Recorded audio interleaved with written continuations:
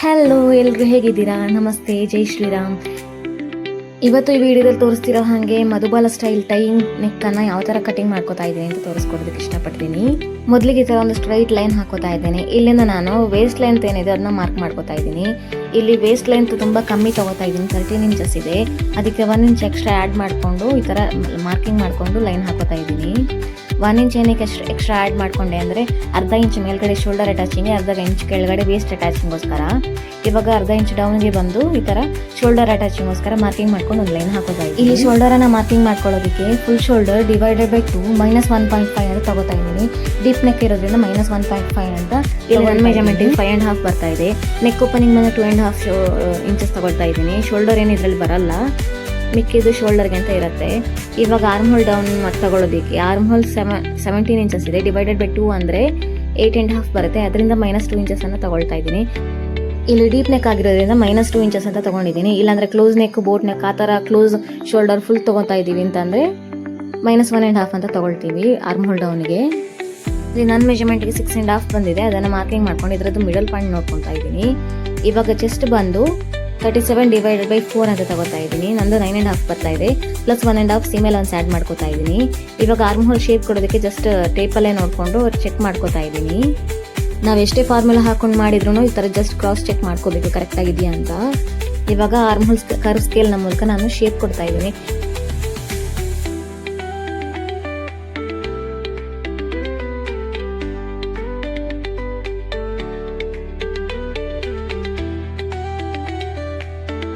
ಇಲ್ಲಿ waste marking waste divided by 4 ಅಂತ ತಗೋತಾ ಇದ್ದೀನಿ. 8.5 ಬರ್ತಾ ಇದೆ. ಪ್ಲಸ್ 1.5 ಸೀಮೇಲ್ ಒಂದು ಆ್ಯಡ್ ಮಾಡ್ಕೋತಾ ಇದ್ದೀನಿ.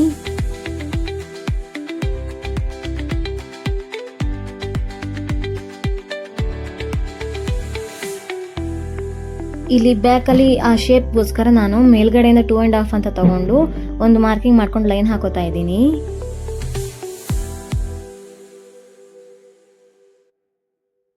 ಈ ಮಾರ್ಕಿಂಗ್ ಮಾಡ್ಕೊಂಡಿರೋ ಲೈನಿಂದ ನಾವು ಕಟ್ ಮಾಡ್ಕೋತಾ ಇದ್ದೀವಿ. ಇದು ಸ್ಲೀವ್ ಡಿಸೈನ್ ಆ ಥರ ಇರೋದ್ರಿಂದ ಬ್ಯಾಕಲ್ಲಿ ಇಷ್ಟನ್ನು ಕಟ್ ಮಾಡ್ಕೋತಾ ಇದ್ದೀನಿ. 2.5 ಡೌನ್ ಬಂದು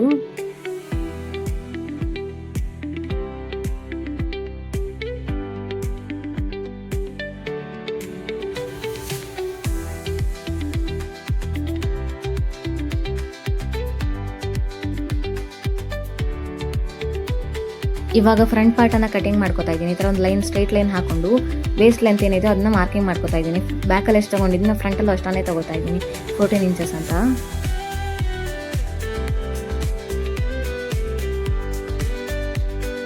ಶೋಲ್ಡರ್ ಬಂದು ಬ್ಯಾಕಲ್ಲಿ 5.5 ಅಂತ ತೊಗೊಂಡಿದ್ದೆ, ಫ್ರಂಟಲ್ಲೂ ಅಷ್ಟೇ ತೊಗೋತಾ ಇದ್ದೀನಿ. ಡೀಪ್ ನೆಕ್ ಆಗಿರೋದ್ರಿಂದ -2 ಇಂಚಸ್ ಮಾಡ್ಕೋತಾ ಇದ್ದೀನಿ. Full shoulder divided by 2 -2 inches ಅಂತ ತೊಗೊಂಡಿದ್ದೀನಿ. ನೆಕ್ ವಿಡ್ತ್ ಬಂದು 2.5 ತಗೋತಾ ಇದ್ದೀನಿ. ಆರ್ಮ್ ಹೋಲ್ ಡೌನ್ ಬ್ಯಾಕಲ್ಲಿ ಎಷ್ಟು ತಗೊಂಡಿದ್ನೋ ಅಷ್ಟನ್ನೇ ತಗೋತಾ ಇದ್ದೀನಿ, 6.5 ಅಂತ.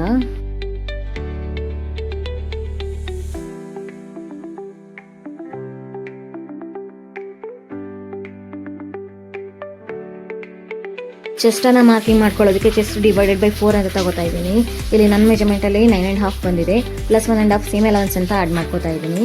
ಇವಾಗ ಆರ್ಮ್ ಹೋಲ್ ಡೌನ್ ಏನು ಬಂದಿದ್ನೋ ಅದರದ್ದು ಮಿಡಲ್ ಪಾಯಿಂಟ್ ಈ ಥರ ನೋಡಿಕೊಂಡು ಚೆಕ್ ಮಾಡ್ಕೋತಾ ಇದ್ದೀನಿ. ಆರ್ಮ್ ಹೋಲ್ 17 ಇಂಚಸ್ ಇದೆ. ಡಿವೈಡೆಡ್ ಬೈ 2 ಅಂದರೆ 8.5 ಬರಬೇಕು, ಕರೆಕ್ಟ್ ಆಗಿದೆ. ಇವಾಗ ಕರ್ವ್ ಸ್ಕೇಲ್ನ ಮೂಲಕ ಒಂದು ಶೇಪ್ ಕೊಡ್ತಾ ಇದ್ದೀನಿ. ಫ್ರಂಟಲ್ಲಿ ಟೈಯಿಂಗ್ ನೆಕ್ ಡಿಸೈನ್ ಇರೋದ್ರಿಂದ ಡೌನ್ಗೆ 2.5 ಇಂಚಸ್ ಡೌನ್ ಬಂದು ಒಂದು ಮಾರ್ಕಿಂಗ್ ಮಾಡ್ಕೊಂಡು ಲೈನ್ ಹಾಕೋತಾ ಇದ್ದೀನಿ. ಟೈಯಿಂಗ್ ಶೇಪ್ ಇದೆಯಲ್ಲ ಅದನ್ನ ಕೊಡೋದಕ್ಕೆ ನೆಕ್ ಬಿಡ್ತು ಬಂದು 2.5 ಇದೆ. ಡೌನಲ್ಲಿ ನಾವು ಮಾರ್ಕಿಂಗ್ ಮಾಡ್ಕೊಂಡಿದ್ವಲ್ಲ ಅಲ್ಲಿ ಬಂದು ನಾನು 1 ಇಂಚ್ ಆ್ಯಡ್ ಮಾಡ್ಕೊಂಡು 3.5 ಅಂತ ಮಾರ್ಕಿಂಗ್ ಮಾಡಿಕೊಂಡು ನೆಕ್ ಶೇಪ್, ನೆಕ್ ಡೀಪ್ ಏನಿದೆ ಅದನ್ನ ಮಾರ್ಕಿಂಗ್ ಮಾಡ್ಕೋತಾ ಇದ್ದೀನಿ. ಆ ನೆಕ್ ಡೀಪಿಂದ 3.5 ಅಂತ ನಾವು ಮಾರ್ಕಿಂಗ್ ಮಾಡ್ಕೊಂಡಿದ್ವಲ್ಲ ಟೈಮಿಂಗ್ಗೆ, ಅಲ್ಲಿಗೆ ಕನೆಕ್ಟ್ ಮಾಡಿಕೊಂಡು ಅಲ್ಲಿಂದ ಮತ್ತೆ ಆರ್ಮ್ ಹೋಲ್ಗೂ ಕನೆಕ್ಟ್ ಮಾಡ್ಕೋತಾ ಇದ್ದೀನಿ.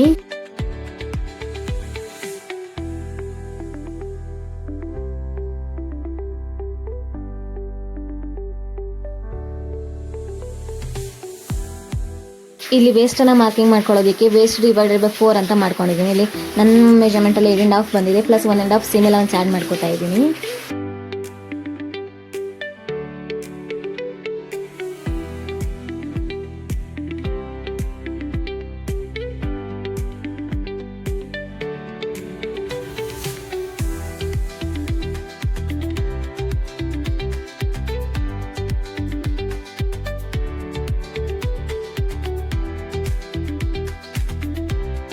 ಈ ಥರ ಕಟಿಂಗ್ ಮಾಡ್ಕೊಂಡಿದ್ಮೇಲೆ ಲೈನಿಂಗ್ ಮೇಲೆ, ಒರಿಜಿನಲ್ ಲೈನಿಂಗ್ ಮೇಲೆ ಈ ಥರ ಇಟ್ಕೊಂಡು ಕಟ್ ಮಾಡಿಕೊಂಡೆ.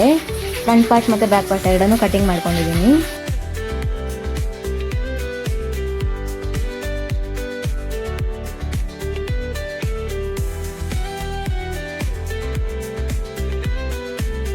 ಕಟ್ ಮಾಡ್ಕೊಂಡಿರೋ ಲೈನಿಂಗನ್ನು ಮೇನ್ ಫ್ಯಾಬ್ರಿಕ್ ಮೇಲ್ಗಡೆ ಇಟ್ಕೊಂಡು ಕಟ್ ಮಾಡ್ಕೊತಾ ಇದ್ದೀನಿ.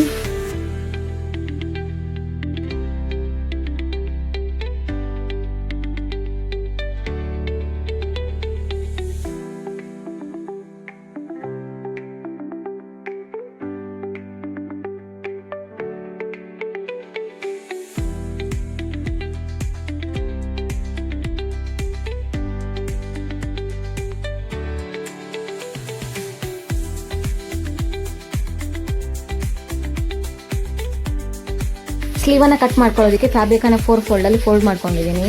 ಈ ಫೋಲ್ಡೆಡ್ ಸೈಡಿಂದ 5 ಇಂಚಸ್ ಗ್ಯಾಪನ್ನು ಈ ಥರ ತೊಗೊಂಡು ಒಂದು ಮಾರ್ಕಿಂಗ್ ಮಾಡ್ಕೊತಾ 5 ಇಂಚಸ್ ಏನಕ್ಕೆ ಅಂದರೆ ಶೋಲ್ಡರಿಂದ ಡೌನ್ಗೆ ನಾವು 2.5 ಮೈನಸ್ ಮಾಡ್ಕೊಂಡಿದ್ವಲ್ಲ, ಅದನ್ನ ನಾನಿಲ್ಲಿ 2.5 ಫ್ರಂಟ್ ಬ್ಯಾಕ್ ನೋಡಿಕೊಂಡು 5 ಇಂಚಸ್ ಅಂತ ಮಾಡ್ಕೊಂಡಿದ್ದೀನಿ. ಅಲ್ಲಿಂದ ನಾನು ಆರ್ಮ್ ಹೋಲ್ ಕರ್ವ್ ಶೇಪ್ ಏನಿದೆ ಅದನ್ನ ಈ ಥರ ಕ್ರಾಸ್ ಆಗಿಟ್ಕೊಂಡು ಮಾರ್ಕಿಂಗ್ ಮಾಡ್ಕೊಂಡು ಕಟ್ ಮಾಡ್ಕೊತಾ ಇದ್ದೀನಿ ನೋಡಿ. ಲೈನಿಂಗ್ ಫ್ಯಾಬ್ರಿಕನ್ನು ನೀಟಾಗಿ ಇಟ್ಕೊಂಡು ಶೇಪ್ ಕೊಟ್ಕೋಬೇಕು. ಇವಾಗ ಡೌನಲ್ಲೂ ಇಲಾಸ್ಟಿಕ್ ಬರೋದ್ರಿಂದ ನಾನು ಸ್ಟ್ರೈಟಾಗಿ ಕಟ್ ಮಾಡ್ಕೊತಾ ಇದ್ದೀನಿ. ಸ್ಲೀವ್ ಫಿಟ್ಟಿಂಗ್ ಅಂತ ಏನು ತಗೋತಾ ಇಲ್ಲ. ಬಾಟಮ್ ಪಾರ್ಟಿಗೆ ಲೆಂತ್ ಏನಿದೆ ಲೆಂತನ್ನು ಕಟ್ ಮಾಡ್ಕೊಂಡು ಈ ಥರ ಫೋಲ್ಡ್ ಮಾಡಿ ಇಟ್ಕೊಂಡಿದ್ದೀನಿ.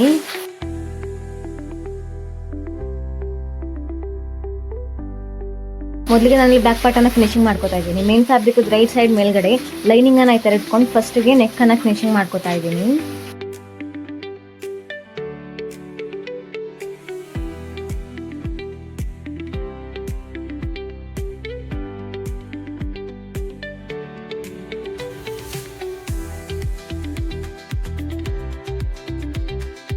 ನೆಕ್ ಮೇಲೆ ಸ್ಟಿಚ್ ಹಾಕೊಂಡಿದ್ಮೇಲೆ ಲೈನಿಂಗನ್ನು ಉಲ್ಟಾ ತೊಗೊಂಡು ಲೈನಿಂಗ್ ಮೇಲೆ ಕಿನಾರಿ ಸ್ಟಿಚ್ ಹಾಕೋತಾ ಇದ್ದೀನಿ. ಫಿನಿಶಿಂಗ್ ಚೆನ್ನಾಗಿ ಬರುತ್ತೆ, ಸ್ಟಿಫ್ ಆಗಿ ನಿಲ್ಲತ್ತೆ ಅಂತ.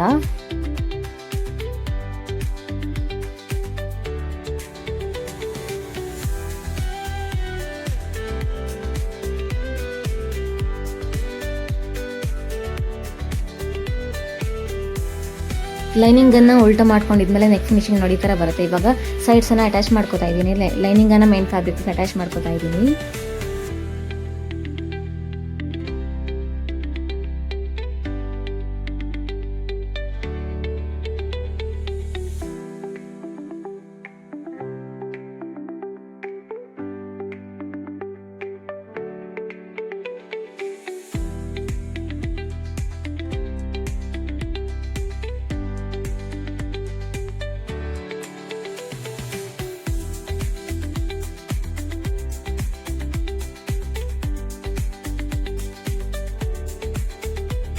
ಲೈನಿಂಗನ್ನು ಸ್ಟಿಚ್ ಮಾಡ್ಕೊಂಡಿದ್ಮೇಲೆ ಎಕ್ಸ್ಟ್ರಾ ಫ್ಯಾಬ್ರಿಕ್ ಏನಿದೆ ಅದನ್ನ ಕಟ್ ಮಾಡ್ಕೊತಾ ಇದ್ದೀನಿ.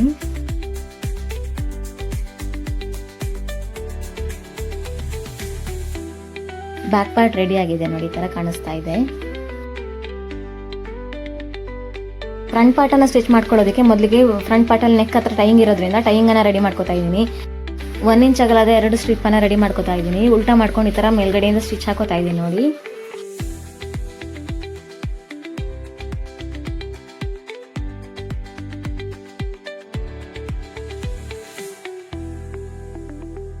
ಈ ಥರ ಸ್ಟಿಚ್ ಹಾಕೊಂಡಿದ್ಮೇಲೆ ಸಣ್ಣದಾಗಿ ಸ್ವಲ್ಪ ಕಟ್ ಮಾಡ್ಕೊತಾ ಇದ್ದೀನಿ ಎಕ್ಸ್ಟ್ರಾ ಫ್ಯಾಬ್ರಿಕ್ ಇರೋದನ್ನ.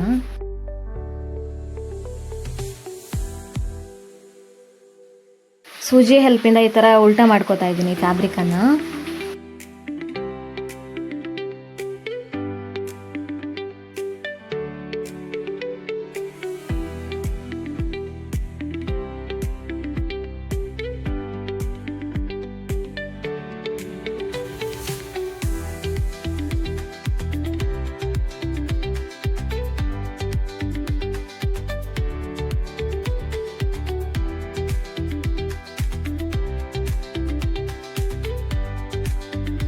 ಈ ಥರ 2 ಟೈಯಿಂಗನ್ನು ರೆಡಿ ಮಾಡ್ಕೊಂಡಿದ್ಮೇಲೆ ಇದಕ್ಕೆ ಹಾಗೆ ಬಿಟ್ಟರೆ ಚೆನ್ನಾಗಿರಲ್ಲ, ಹಾಗಾಗಿ ಚಿಕ್ಕದಾಗಿ ಈ ಥರ ಬೆಲ್ಲನ್ನು ರೆಡಿ ಮಾಡ್ಕೊತಾ ಇದ್ದೀನಿ, ಟ್ಯಾಸಲನ್ನು.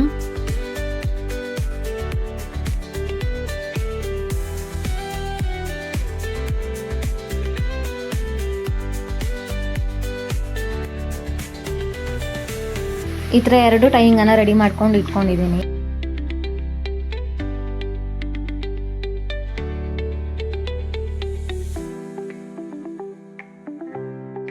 ಇವಾಗ ಫ್ರಂಟ್ ಪಾರ್ಟ್ದು ಮೇನ್ ಫ್ಯಾಬ್ರಿಕ್ ಮೇಲ್ಗಡೆ ಲೈನಿಂಗನ್ನು ಈ ಥರ ಪ್ಲೇಸ್ ಮಾಡಿಕೊಂಡು ಮೊದಲಿಗೆ ನಾನು ಈ ಟೈಯಿಂಗನ್ನು ಪ್ಲೇಸ್ ಮಾಡ್ಕೊಂಡು ಸ್ಟಿಚ್ ಮಾಡ್ಕೊತಾ ಇದ್ದೀನಿ. ಆಮೇಲೆ ನೆಕ್ಕನ್ನು ಮತ್ತು ಆರ್ಮ್ ಹೋಲನ್ನು ಫಿನಿಶಿಂಗ್ ಮಾಡ್ಕೊತಾ ಇದ್ದೀನಿ.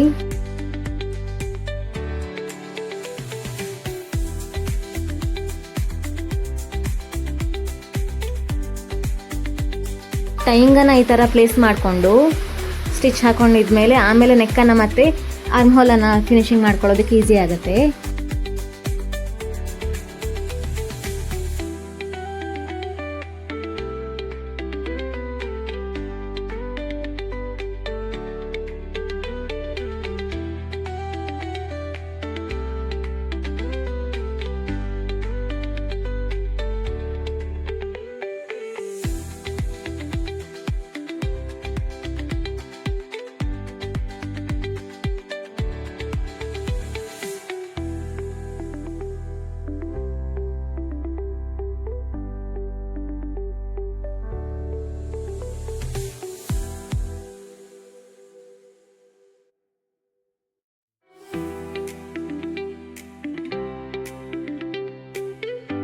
ನೆಕ್ ಮತ್ತು ಆರ್ಮ್ ಹೋಲನ್ನು ಸ್ಟಿಚ್ ಮಾಡ್ಕೊಂಡಿದ್ಮೇಲೆ ಎಕ್ಸ್ಟ್ರಾ ಫ್ಯಾಬ್ರಿಕ್ ಏನಿದನ್ನ ಕಟ್ ಮಾಡಿಕೊಂಡು ನಾಚಸ್ ಕೊಡ್ತಾ ಇದ್ದೀನಿ.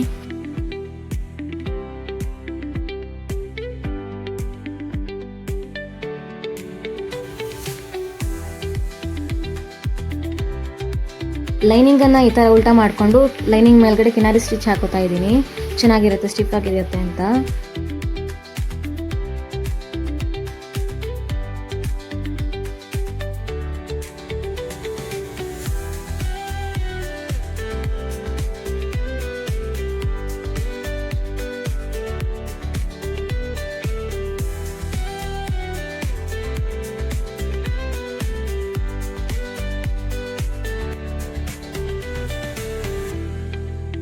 ಕಿನಾರಿ ಸ್ಟಿಚ್ ಹಾಕೊಂಡಿದ್ಮೇಲೆ ಲೈನಿಂಗನ್ನು ಉಲ್ಟಾ ಮಾಡಿದ್ಮೇಲೆ ಈ ಥರ ಕಾಣಿಸ್ತಾ ಇದೆ ನೋಡಿ. ನೆಕ್ ಫಿನಿಶಿಂಗ್ ಮತ್ತು ಆರ್ಮ್ ಹೋಲ್ ಫಿನಿಶಿಂಗ್ ಈ ಥರ ಕಾಣಿಸ್ತಾ ಇದೆ. ಲೈನಿಂಗನ್ನು ಉಲ್ಟಾ ಮಾಡ್ಕೊಂಡಿದ್ಮೇಲೆ ಮೈನ್ ಫ್ಯಾಬ್ರಿಕ್ಗೆ ಲೈನಿಂಗನ್ನು ಅಟ್ಯಾಚ್ ಮಾಡ್ಕೊಂಡು ಸ್ಟಿಚ್ ಹಾಕೊಂಡು ಎಕ್ಸ್ಟ್ರಾ ಫ್ಯಾಬ್ರಿಕ್ ಏನಿದನ್ನ ಕಟ್ ಮಾಡ್ಕೊತಾ ಇದ್ದೀನಿ. ಫ್ರಾಕ್ದು ಫ್ರಂಟ್ ಪಾರ್ಟ್ ಮತ್ತು ಬ್ಯಾಕ್ ಪಾರ್ಟ್ ಎರಡು ರೆಡಿ ಆದಮೇಲೆ ಸ್ಲೀವನ್ನು ಫಿನಿಶಿಂಗ್ ಮಾಡ್ಕೊತಾ ಇದ್ದೀನಿ. ಟಾಪ್ ಸೈಡ್ ಮತ್ತು ಬಾಟಮ್ ಸೈಡ್ ಎರಡನ್ನೂ ಡಬಲ್ ಫೋಲ್ಡ್ ಮಾಡ್ಕೊಂಡು ಫಿನಿಶಿಂಗ್ ಕೊಡ್ತಾ ಇದ್ದೀನಿ.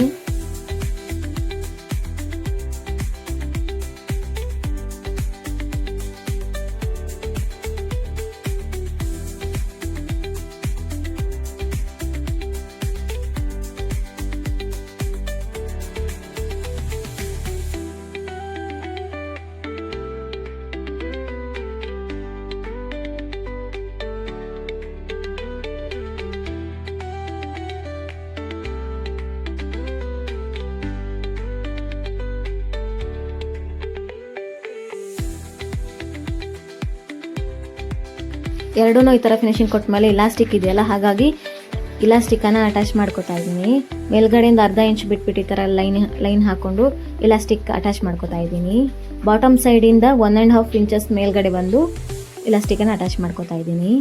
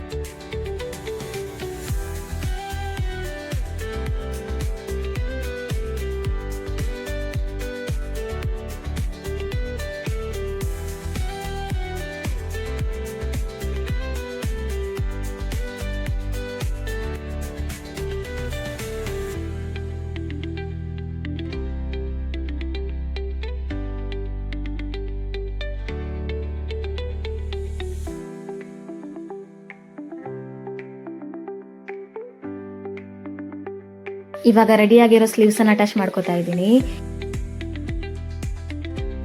ನೆಕ್ ಟೈಯಿಂಗ್ ಶೇಪ್ ಇದೆಯಲ್ಲ, ಅಲ್ಲಿಂದ 3 ಇಂಚಸ್ ಡೌನ್ ಬಂದು ಮಾರ್ಕಿಂಗ್ ಮಾಡ್ಕೊತಾ ಇದ್ದೀನಿ ಎರಡೂ ಸೈಡಲ್ಲಿ. ಇವಾಗ ಸ್ಲೀವನ್ನು ಮೇನ್ ಫ್ಯಾಬ್ರಿಕ್ ರೈಟ್ ಸೈಡ್ ಮೇಲೆ ರೈಟ್ ಸೈಡನ್ನು ಇಟ್ಕೊಂಡು ಅಟ್ಯಾಚ್ ಮಾಡ್ಕೊತಾ ಇದ್ದೀನಿ ಸ್ಲೀವನ್ನು. ಈ ವಿಡಿಯೋದಲ್ಲಿ ತೋರಿಸ್ತಾ ಇದ್ದೀನಿ ನೋಡಿ, ನಿಮ್ಗೆ ಈಸಿ ಆಗುತ್ತೆ ನೋಡ್ಕೊಂಡ್ರೆ.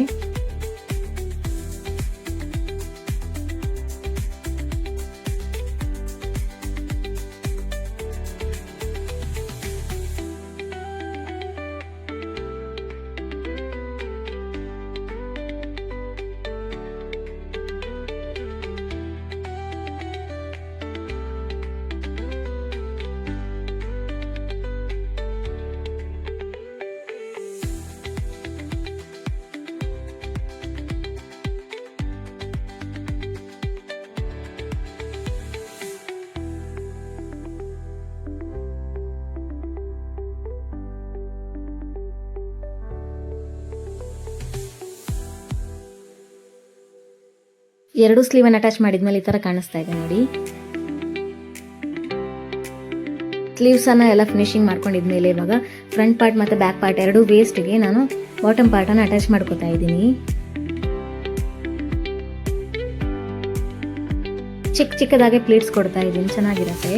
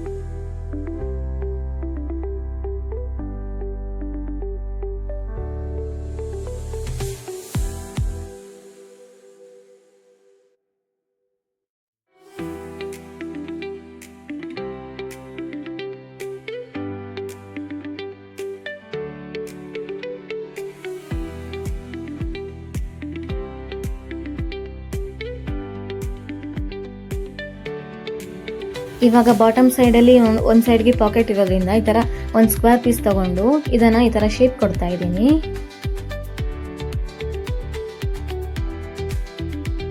ಈ ಥರ ಕರ್ವ್ ಶೇಪಲ್ಲಿ ಕಟಿಂಗ್ ಮಾಡ್ಕೊತಾ ಇದ್ದೀನಿ.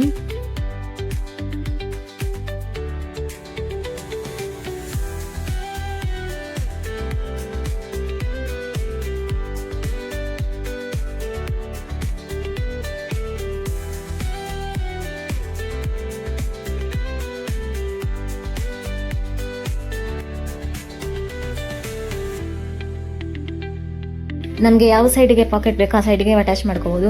ವೇಸ್ಟಿಂದ ಡೌನ್ಗೆ ನಾನು 5 ಇಂಚಸ್ ಡೌನ್ ಬಂದು ಪಾಕೆಟನ್ನು ಅಟ್ಯಾಚ್ ಮಾಡ್ಕೋತಾ ಇದ್ದೀನಿ. ಈ ಥರ ಅಟ್ಯಾಚ್ ಮಾಡಬೇಕಾದ್ರೆ ಕರ್ವ್ ಶೇಪ್ ಕೊಟ್ಟಿದ್ವಲ್ಲ ಅದು ಮೇಲ್ಗಡೆ ಸೈಡ್ ಆಗೇ ಇರಬೇಕು. ಈ ಥರ ಅಟ್ಯಾಚ್ ಮಾಡ್ಕೊಂಡು ಮೇಲ್ಗಡೆಯಿಂದ ಒಂದು ಕಿನಾರಿ ಸ್ಟಿಚ್ ಹಾಕೋತಾ ಇದ್ದೀನಿ.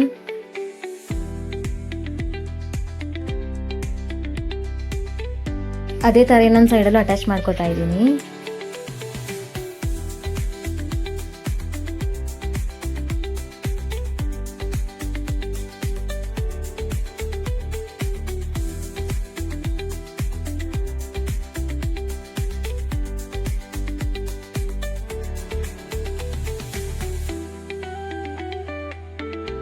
ಇದಿಷ್ಟೆಲ್ಲನ ಸ್ಟಿಚ್ ಆದಮೇಲೆ ಇವಾಗ ನಾನು ಸೈಡ್ಸನ್ನು ಅಟ್ಯಾಚ್ ಮಾಡ್ಕೊತಾ ಇದ್ದೀನಿ. ಸ್ಲೀವ್ ಫಿಟ್ಟಿಂಗ್ಗೆ ಇದು ಇಲಾಸ್ಟಿಕ್ ಬಂದಿರೋದ್ರಿಂದ ಅಷ್ಟೇನು ಫಿಟ್ಟಿಂಗ್ ಇರಲ್ಲ, ನಾರ್ಮಲ್ ಆಗಿ ಇರುತ್ತೆ. ಇಲಾಸ್ಟಿಕ್ಗೆ ಫಿಟ್ಟಿಂಗ್ ಬರುತ್ತೆ. ಹಾಗಾಗಿ ಸೈಡ್ಸಲ್ಲಿ ಎಷ್ಟು ಮಾರ್ಜಿನ್ ಬಿಟ್ಟಿದ್ನೋ ಈ ಥರ 1.5 ಮಾರ್ಜಿನ್ ಬಿಟ್ಟಿದ್ನಲ್ಲ ಅದನ್ನ ಈ ಥರ ಸ್ಟಿಚ್ ಮಾಡ್ಕೊತಾ ಇದ್ದೀನಿ.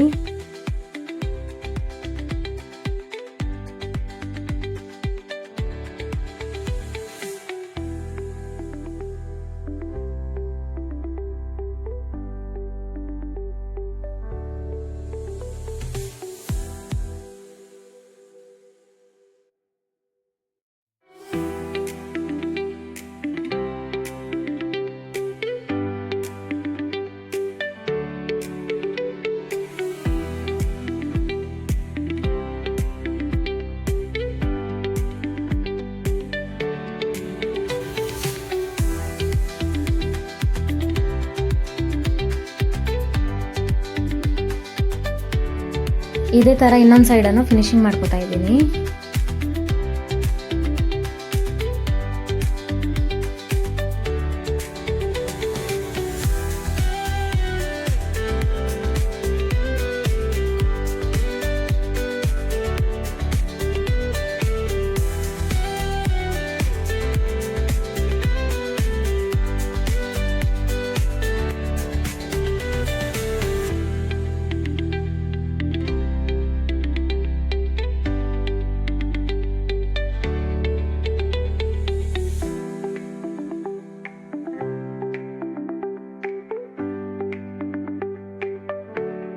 ಎರಡು ಸೈಡ್ಸನ್ನು ಅಟ್ಯಾಚ್ ಮಾಡಿ ಸ್ಟಿಚ್ ಮಾಡ್ಕೊಂಡಿದ್ಮೇಲೆ ಇವಾಗ ಬಾಟಮ್ ಅನ್ನು ಡಬಲ್ ಫೋಲ್ಡ್ ಮಾಡ್ಕೊಂಡು ಫಿನಿಶಿಂಗ್ ಮಾಡ್ಕೊತಾ ಇದ್ದೀನಿ.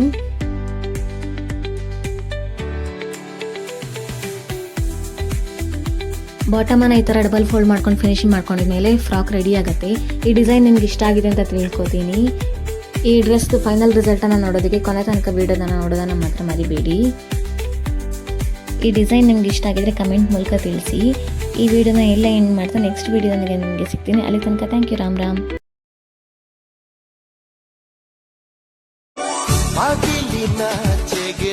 ಬಂದು ಕೂಗಿದೆ ಮಾಡು ಪಾಯೆಂದು ಸಂತಸದಿಂದ ಎಂದು ಓಡಲೇಬೇಕು ನೀನೆಂದು ಸಾವಿರ ಕಣ್ಣಿನ ನವಿಲಾಗಿ ನಿಂತಿದೆ ಸಮಯ